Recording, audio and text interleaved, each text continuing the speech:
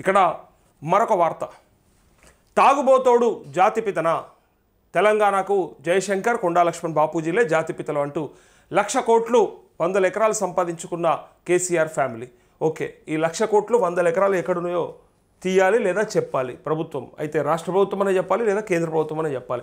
ఈ రెండు ప్రభుత్వాలు చెప్తలేమంటే వీళ్ళంతా దొంగలని చెప్పవచ్చు అన్నట్టు. అందరు కలిసే ఈ నాటకం ఆడుతున్నారని అనుకోవచ్చు.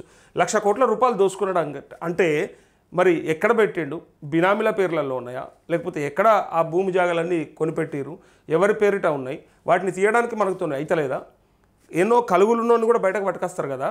మరి ఇక్కడ ఏం సమస్య వచ్చిందని చెప్పి కేసీఆర్ ఫ్యామిలీ దోసుకున్నటువంటి 1,00,000 కోట్లు బయటకు తెస్తలేరు అని ప్రజలు అడుగుతూ ఉన్నారు. ఆయన పాపాల భైరవుడు, రాష్ట్రాన్ని అప్పులకుప్పగా మార్చాడు, 70,000 కోట్ల రాబడి తగ్గింది, బడ్జెట్ అంచనా తప్పింది, అప్పులు చేయబోం, రాష్ట్రంలో అభివృద్ధి సంక్షేమం ఆగదు, రాష్ట్ర ఆర్థిక పరిస్థితి తెలియజేయాలన్నదే నా ఉద్దేశం, ప్రాజెక్టులపై చర్చకు పిల్లకాకులు కాదు అసలు కాకి రావాలి, స్టేషన్ గన్పూర్ ప్రజాపాలన ప్రగతి బాట సభలో సీఎం రేవంత్ రెడ్డి అంటూ త్యాగాలు చేసిన వాళ్ళు తెలంగాణకు జాతిపిత అవుతారా?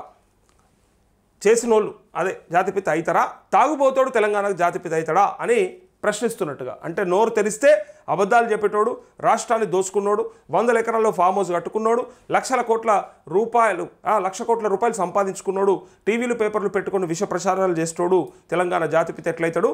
ప్రొఫెసర్ జయశంకర్, కొండా లక్ష్మణ్ బాపూజీ తెలంగాణకు జాతిపితలు అవుతారు. రాష్ట్రాన్ని జలగల్లా పట్టి పీడించిన వాడు, ప్రజల రక్తం తాగినోడు జాతిపిత కాడు అంటూ ఇక్కడ తనకి తానుగా ఇలా రేపు పొద్దున నేను కూడా ఇంతే అని ఇలా ముందే చెప్పేస్తూ ఉన్నాడు అన్నట్టు. అంటే తెలంగాణ రాష్ట్ర ప్రజలని ఇబ్బందులు పెట్టినోడు, రైతులని లేదా ప్రజలని ఇబ్బందులకు గురి చేసినోడు ఎట్లయితాడు అని చెప్పి అంటా ఉన్నారు కదా. సో అది మనకు కూడా వర్తిస్తుంది. మనం 1 వేలు చూపిస్తే మనకు మిగిలిన 4 ఏళ్ళు మన దిక్కే చూపిస్తాయి. తెలంగాణ కేసీఆర్ జాతిపిత అంటూ ప్రచారం చేస్తున్నారని సీఎం రేవంత్ రెడ్డి విమర్శించారు. జాతిపిత అనేటువంటి సంస్కారంగా ఉండాలని, మందు తాగేవాడు జాతిపిత ఎలా అవుతాడని ప్రశ్నించారు. ఆయన ఎప్పుడని చెప్పిండా నేను జాతిపితనని? నేనే జాతిపిత, నన్ను జాతిపితగా కొలవమని అడిగిండా? ఎవరో ఆయనకి ఇష్టం మిమ్మల్ని అన్నారా? రేవంత్ అన్న హీరో అని, రేవంత్ అన్న లాంటోడు లేడని గొప్పగా పొగుడుతారు కదా. మరి ఆ రేవంత్ అన్న గొప్పోడు అన్నోళ్ళని కూడా ఇట్లే అనొచ్చా? ఆయనైతే చెప్పలేడు కదా నేను జాతిపితను, నన్నే కొలువునరి అని చెప్పి.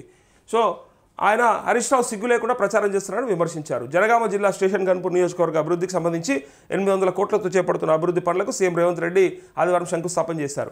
అయితే నిన్న అన్నటువంటి మాట ఇక జాతిపిత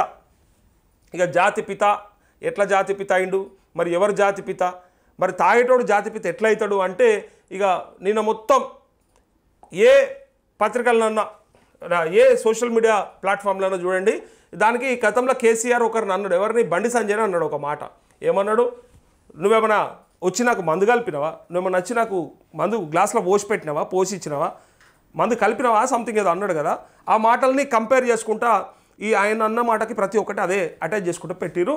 సో ఈ రేవంత్ రెడ్డి అన్నటువంటి మాటలకు నిన్న విపరీతమైనటువంటి కౌంటర్లు సోషల్ మీడియా వేదికగా కనపడ్డాయి. అయితే ఇక స్టేషన్ గన్పూర్లో మాత్రం నిన్న ఆ ప్రజాపాలన ప్రగతి బాట చూస్తే మళ్ళీ ఎన్నికలు వస్తున్నాయేమో అని అనిపించేటట్టుగా, ఎన్నికలు వస్తాయేమో మళ్ళీ రాజయ్య ఈయన స్టేషన్ గన్పూర్ మరి కడియం శ్రీహరి ఎట్లా రాజీనామా చేస్తారా లేదంటే డిస్క్వాలిఫై అవుతాడా, ఏం జరగబోతుంది మరి పార్టీ మారిన వాళ్ళంతా అని ఈ లెక్కలు వేసుకుంటా ఉన్నారు.